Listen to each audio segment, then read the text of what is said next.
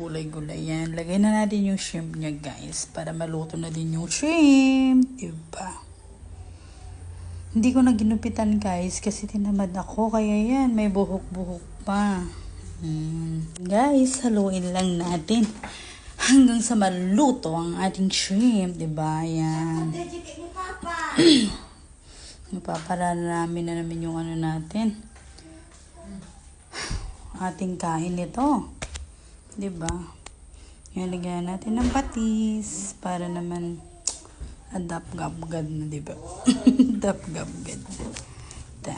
Suka.